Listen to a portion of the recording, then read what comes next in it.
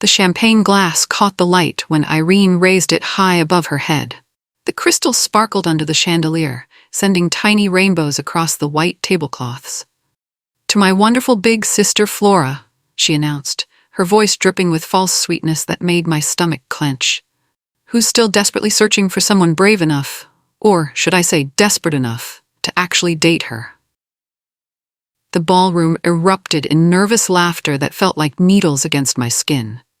My face burned hot as 200 guests turned their heads to stare directly at me. I gripped my napkin under the table so hard my nails dug into the fabric, leaving little half-moon marks. Irene's smile was razor-sharp and calculated. She'd been planning this exact moment. I could tell by the way she paused dramatically, letting the photographers capture every angle of my humiliation. The cameras flashed like lightning. Then I looked at Avi, her groom, sitting rigid beside her at the head table. His jaw was clenched tight. His knuckles had gone completely white around his champagne glass. Our eyes met for half a second, and something ancient and buried passed between us. Something Irene didn't know existed. That's when I knew tonight wouldn't end the way she carefully scripted it. I forced myself to breathe slowly and deliberately. Count to 10. Don't make a scene here. That's what I always did, what I'd been trained to do since childhood. I was the older sister who never caused trouble, who smiled politely through every single holiday when Irene stole the spotlight with her dramatic announcements and perfectly timed tears. Mom always called me steady, like it was a compliment. Dad called me practical, when he meant boring. Irene called me a doormat when no one else was listening to her cruel whispers.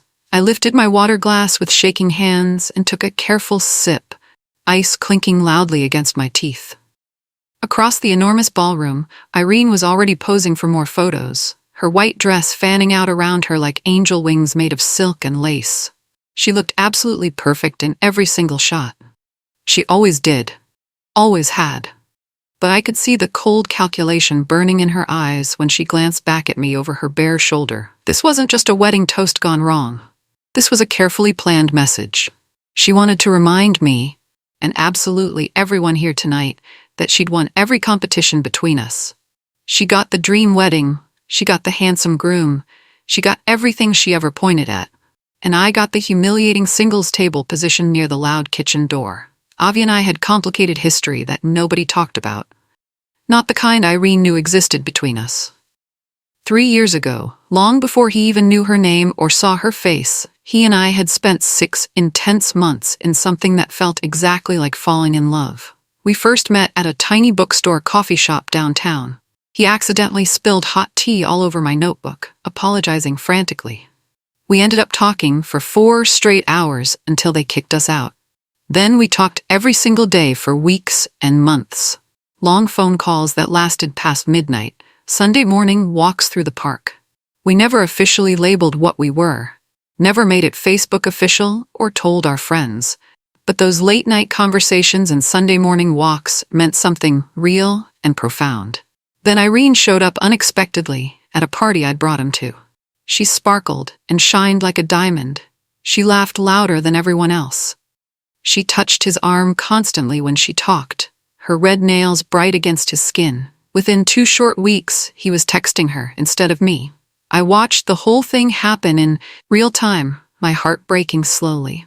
When he finally asked me if it was okay, if I minded, I said yes. I lied straight to his face. I stepped back because she was my baby sister. I thought that decision made me noble and selfless. Now I wondered if it just made me the biggest fool alive. Earlier that day, I'd been trapped in the crowded bridal suite helping Irene with her complicated dress. Her phone kept buzzing insistently on the cluttered vanity, vibrating against the glass. A text preview suddenly flashed across the bright screen.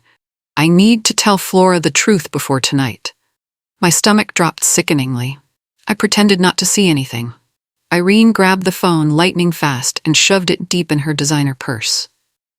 "Just spam," she said, her voice too bright and false. But I'd recognized Avi's contact photo immediately. I'd seen it enough times plastered across her Instagram stories. Why was he texting about me on his wedding day? What truth? I said absolutely nothing. I zipped up her expensive dress with trembling fingers. I carefully fixed her delicate veil. I I smiled when she asked if she looked perfect enough. Perfect, I echoed hollowly. The word tasted like bitter chalk in my mouth. But that mysterious message stayed lodged in my head, spinning around and around like a coin. What truth was Avi hiding? And why confess now, hours before his wedding? I watched Irene check her red lipstick carefully in the mirror. She was definitely hiding something big. And I was absolutely going to find out what secret she'd been keeping from me all this time. They'd seated me at table 12, naturally. The infamous singles table. It was tucked awkwardly in the corner near the massive speakers and the emergency exit, as far from the head table as physically possible. My table mates included Irene's college roommate, who wouldn't stop talking about her cheating ex the entire cocktail hour, a distant cousin I'd met exactly once at a funeral, and two of Avi's groomsmen, who were already halfway drunk before dinner was even served. One of them leaned over unsteadily. "So, Flora, why aren't you married yet?" he asked, words slurring together. "Bad luck? Too picky? Too ugly?" I smiled politely through clenched teeth. "Just haven't found the right person," I said carefully. He snorted loudly. "That's what they all say when nobody wants them." The other groomsman elbowed him hard. "Dude, shut up." But the damage was already done, the wound already open. On the dance floor, Irene twirled gracefully in Avi's arms, laughing for the cameras like a professional actress. Every single spin felt like a personal taunt aimed directly at me. I folded my cloth napkin into smaller and smaller squares compulsively. The edge cut into my thumb, drawing a thin line of blood. I didn't stop folding. I escaped quietly to the hallway during dinner service, slipping away while everyone was distracted. The corridor was empty except for stacked chairs and leftover flower arrangements wilting in the heat. I leaned against the cool wall and closed my eyes tight. Just breathe. Just get through tonight. Heavy footsteps echoed down the hallway. I knew them before I even looked up. Avi stopped exactly 3 feet away from me. He was still wearing his slightly crooked boutonniere. "Flora," he said quietly, urgently. "We really need to talk." I straightened my spine. "There's nothing left to talk about, not anymore." He ran both hands through his carefully styled hair, messing it up. "I can't keep pretending anymore," he said desperately. "Pretending you never mattered to me." The music thumped loudly through the walls. Someone laughed loudly nearby, probably drunk. He stepped closer, invading my space. "She told me you didn't care about me, that you wanted me to be happy with her instead." I stared at him hard. "And you actually believe that?" His face crumpled like paper. "I was a complete coward," he admitted miserably. Before I could respond with anything, the door suddenly burst open with a bang. Irene stood in the doorway, backlit dramatically like a movie villain in white. "What are you two doing out here?" Irene asked sharply. Her voice was sweet as poison, but her eyes were pure ice. "Just catching up," I said as evenly as possible. "Your husband was just telling me how happy he is." Avi visibly flinched. Irene's smile sharpened dangerously. "Good, because tonight is about celebrating us, not dredging up old history nobody cares about." She walked over quickly and slipped her arm through Avi's possessively. Her nails were painted blood red, like claws. "Come on, honey. They're about to cut the cake and everyone's waiting." She pulled him firmly toward the door. As they passed directly by me, her sharp heel came down hard on my foot. I gasped in pain. "Oops," she said sweetly, not even looking back. "Watch where you stand." The door swung shut behind them with a bang. I looked down slowly. My shoe had a long scuff mark across the toe. My foot throbbed painfully. But something else hurt much worse than physical pain. That wasn't an accident at all. Irene knew exactly what she was doing. She'd hurt me on purpose. This was war, and I was just realizing that I'd been fighting it alone for 3 years, while she'd been armed the whole time with lies and manipulation. I found the detailed wedding planning binder in the coat room by accident. It was sitting on a chair, covered in lace ribbons and gold foil lettering. I shouldn't have opened it all. But my hands moved anyway, like they belonged to someone else. Inside were color-coded timelines, seating charts, and vendor contacts with payment schedules. Then I found a section clearly labeled speeches in Irene's handwriting. Her toast was highlighted in bright pink. "Joke about Flora being single. Make it funny but really cutting. Remind everyone I won." The cruel words were written in her distinctive handwriting. She'd planned my humiliation. scripted it like a scene in a movie. Every word calculated to hurt me maximum. My hands shook violently. I flipped to another page with trembling fingers. There was a printed email thread between Irene and Avi from exactly 2 years ago. Avi wrote, "I need to tell Flora how I really felt about her. She deserves to know the truth." Irene responded, "If you tell her anything, she'll try to break us up. She's jealous, always has been. Just let it go." Avi replied, "Are you absolutely sure?" Irene wrote back, "Trust me. I know my sister." I stared at the words until they blurred. I quickly took a photo of the damning email with my shaking phone. My heart hammered so hard I thought everyone could hear it. Irene had deliberately lied to Avi about me. She'd made him think I didn't care, that I'd try to sabotage their relationship if he told me the truth. And he'd believed every single word. I carefully put the binder back exactly where I found it, smoothing the ribbons. My hands wouldn't stop shaking uncontrollably. Back in the ballroom, Irene was on the microphone again, her voice booming. "I want to thank my big sister Flora," she said dramatically, pausing for effect, "for showing me exactly what not to do in life." Laughter rippled through the crowd like a wave. If she just lowered her impossibly high standards, maybe she wouldn't be alone tonight. More laughter, louder this time. My mother looked uncomfortable but said nothing at all. My father stared hard at his plate, avoiding eye contact. And Avi's face had gone deathly pale. He suddenly reached for the microphone. Irene handed it to him, still smiling confidently. "Your turn, babe," she said sweetly. Avi stood slowly. The room quieted instantly. Everyone watching, waiting. He looked directly at me across the room. His eyes were full of something I couldn't name. "I need to say something important," Avi began, his voice cracking badly. The entire room leaned in collectively. Irene's confident smile froze on her face. "Before I married Irene, I was involved with someone else. Someone at this wedding tonight." Loud gasps echoed around the ballroom. Phones came out immediately.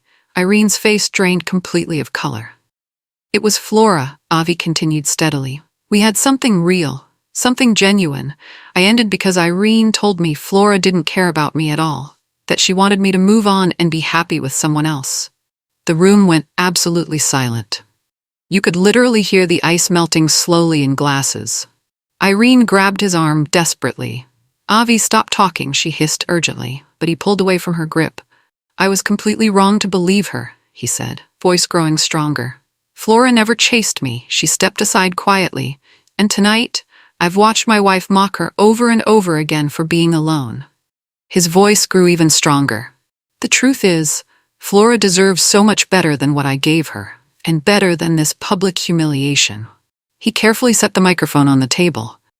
The feedback screeched painfully loud through the speakers. Irene stared at him like he'd physically slapped her across the face. Irene lunged desperately for the microphone. "He's confused," she said quickly, desperately. "Wedding stress. Pre-wedding jitters. He doesn't know what he's saying right now." Her laugh was brittle and fake. "Flora has always been jealous of me. She tried to break us up last year, called me crying." I stood up slowly. Every single eye turned to me. "That's not true at all," I said clearly, loudly. Irene's eyes flashed dangerously. "Show them the texts," she demanded shrilly, shoving her phone at the nearest confused guest. Screenshots appeared on the phone screen. Messages that looked like I'd sent them desperately. "I can't let you marry him. He was mine first." But something was obviously wrong. The dates were clearly altered. I recognized the timestamps. She'd edited them clumsily. "Those are completely fake," I said. My voice was steady and strong. "I never sent those messages." Irene's smile was triumphant and cruel. "Sure, Flora, whatever helps you sleep alone at night." The crowd murmured loudly. Some people looked convinced by her performance. Others looked uncertain and uncomfortable. Avi stared at the phone screen, then back at me, then at Irene. His face was changing, understanding dawning slowly. The wedding videographer suddenly stepped forward nervously. His face was deathly pale. "There's something you all really need to see," he said, voice shaking. The wedding videographer was holding his expensive camera with trembling hands.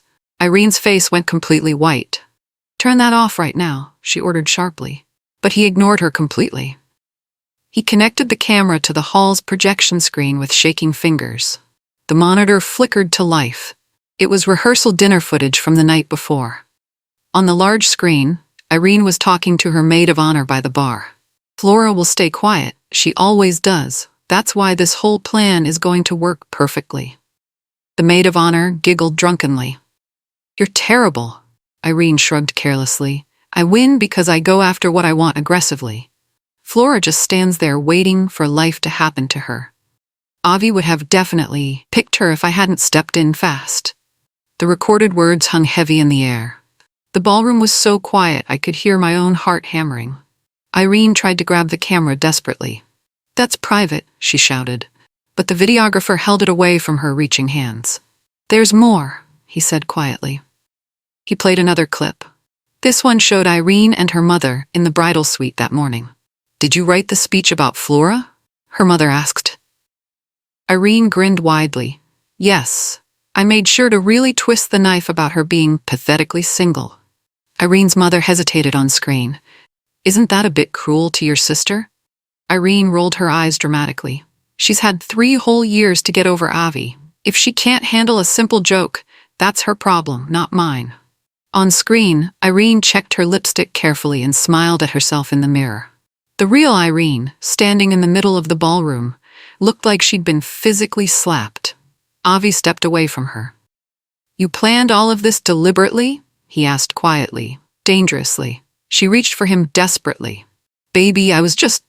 You lied to me, he interrupted coldly. His voice was ice. For 3 years straight. The best man cleared his throat loudly. Bryson pulled a folder from inside his jacket with shaking hands. I need to say something too, he said nervously. He looked directly at Irene. You asked me to lie for you, last month. Irene's eyes went wild with panic. Bryson, don't. But he opened the folder anyway. Irene asked me to tell Avi that Flora had been spreading terrible rumors about their relationship. That Flora told people Irene trapped Avi into proposing. He pulled out printed screenshots, but Flora never said anything. Irene made it all up. She showed me the fake messages she created herself. She asked me to back up her story with Avi. Bryson looked at Avi with guilty eyes. I said no, but I should have told you sooner. I'm sorry. Avi's face was stone. He looked at Irene like he'd never seen her before, like she was a stranger. Why? He asked simply. Irene's mouth opened and closed. No sound came out at first. People were standing now all around the room. Whispers filled the ballroom like wind. My mother finally spoke up. She stood slowly, face deathly pale. Irene, she said softly, sadly. What have you done? Irene spun toward her. I protected what was mine, she said shrilly. Her voice was getting higher. Flora had her chance with him. She was too scared to fight for him, so I did. My father stood too, looking older than I'd ever seen him. This isn't fighting fairly, he said quietly. This is cruelty. Irene's face crumpled suddenly. You always loved her more, she said. Tears ran down her face, smudging her expensive makeup. Perfect Flora. Smart Flora. Everyone's favorite. Her voice broke completely. I had to take something from her. Just once. The confession hung heavy in the air. I felt something inside me unclench finally. All these years, I thought I'd done something wrong. That I hadn't been enough for Avi. But it was never about me at all. Avi took off his wedding ring slowly and deliberately. The gold band clinked loudly when it hit the table. I can't do this, he said. His voice was hollow and empty. This whole marriage is built on lies. Irene grabbed his arm desperately. Avi, please, I love you. He pulled away roughly. You love winning, he said. There's a difference. He looked at me across the room. Flora, I'm so sorry for everything. I nodded slowly. I didn't trust my voice at all. He walked toward the exit. The wedding planner tried to stop him, but he kept going. The door slammed behind him with that finality. Irene collapsed into a chair. Her veil slipped sideways. Mascara streaked her face in black rivers. For a moment I almost felt sorry for her. Almost. Then I remembered the planning binder, the scripted humiliation, the 3 years of feeling like I wasn't enough. My sympathy evaporated like water. Someone needed to say what everyone was thinking. An older woman stood up in the back. I recognized her. Mrs. Leon, Irene's high school principal. This isn't the first time, she said. Her voice was clear and firm. Irene cheated on her college entrance exams. We caught her with stolen answer keys. Gasps echoed around the room like thunder. Mrs. Leon continued calmly. Her parents paid handsomely to keep it quiet, but I always wondered if she'd changed at all. She looked at Irene with sad eyes. I see now she hasn't. Another voice spoke up. A man in the back stood. She sabotaged my business, he said loudly. I was Avi's business partner. She told him I was stealing from the company. She fabricated evidence. Avi fired me. I lost everything. More people stood. A pattern emerged clearly. Small cruelties, calculated lies, years of manipulation. Irene had hurt so many people over the years, and she'd gotten away with it because people stayed quiet. Just like she'd counted on me staying quiet forever. But not anymore. Not tonight. I walked to the front of the room. My legs felt strange, like they belonged to someone else. I picked up the microphone. It was still warm from Irene's hand. I forgive you, I said clearly. Irene's head snapped up. But I won't forget. And I won't pretend anymore that this is okay. I looked around the room at all the faces, some sympathetic, some shocked, some angry on my behalf. For 3 years, I blamed myself. I thought I'd lost Avi because I wasn't good enough, because I didn't fight hard enough. My voice cracked badly, but the truth is, some people don't fight fair. Some people will do absolutely anything to win, even if it means destroying the people who love them most. I set the microphone down carefully. I'm done being your punchline, Irene. I'm done being quiet, and I'm definitely done pretending this is okay. I walked toward the exit doors. Behind me, chairs scraped loudly. Voices rose. Chaos erupted. My mother caught up with me in the parking lot. Flora, wait, she called. I stopped, turned around slowly. Her eyes were red and swollen. I'm so sorry, she whispered. I knew Irene was competitive, but I didn't know she was cruel. I felt tears building behind my eyes. You saw how she treated me tonight, and you said nothing. Mom flinched. I know, I was wrong. She reached for my hand. I thought if I stayed neutral, I was being fair to both of you. But silence isn't neutral, it's taking a side. She squeezed my fingers. I'm choosing differently now. I'm choosing you. Dad appeared beside her. We both are, he said gruffly. He pulled me into a tight hug. I let myself cry then, big, ugly sobs that shook my shoulders. They held me while I fell apart in a parking lot, still wearing my bridesmaid dress. Inside, we could hear shouting. The party was disintegrating. Guests were leaving in clusters, phones pressed to their ears. Tomorrow, this would be everywhere. Social media, group chats, family gossip chains. Irene's perfect wedding would be famous for all the wrong reasons. Avi appeared in the doorway. He'd loosened his tie. He walked over slowly. Flora, he started. I held up a hand. Don't, I said. Not tonight. He nodded. Fair enough. He paused. For what it's worth, I meant what I said in there. You deserved better. From me. From all of this. I looked at him, really looked at him. 3 years ago, I would have done anything to hear those words. Now they just felt sad. Thank you, I said finally. But we can't go back. He nodded again. I know. He started to leave, then stopped. You were always the brave one, he said quietly. I just couldn't see it. The next morning, my phone was dead from notifications. I didn't charge it. Instead, I made coffee and sat on my balcony. The sun was coming up, painting the sky pink and orange. Last night felt like a fever dream, but my scuffed shoe and wrinkled dress hanging on my chair proved it was real. Irene had texted 17 times. I didn't read them. Mom called to check on me. How are you feeling? She asked. I thought about it. Free? I said. And I meant it. For 3 years I'd carried the weight of what happened with Avi. The guilt of stepping aside, the shame of not being chosen, the fear that I wasn't enough. Irene's confession last night had cut all those chains. She'd admitted the truth. It wasn't about me being lacking. It was about her being ruthless. The story had gone viral. Videos from the wedding were everywhere. People were calling it the wedding toast disaster. By afternoon, Irene's name was trending. Not for romance or beauty, for manipulation and cruelty. Fashion blogs pulled her sponsored content. The photography company that was supposed to feature her wedding pulled out. Her social media accounts went private, then disappeared completely. I knew I should feel victorious, but mostly I just felt tired. Tired of family drama, tired of being the responsible one, tired of caring about Irene's approval. My phone rang, unknown number. I almost didn't answer. Hello? Flora, it's Bryson, Avi's best man. He sounded exhausted. I wanted you to know, Avi's filed for annulment. The marriage is being dissolved. I sat down slowly. That was fast. Bryson laughed bitterly.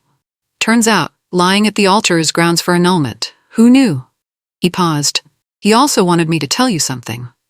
I waited. He said he's going to therapy, to figure out why he couldn't see what was right in front of him. 2 weeks later, Irene showed up at my apartment. I almost didn't let her in.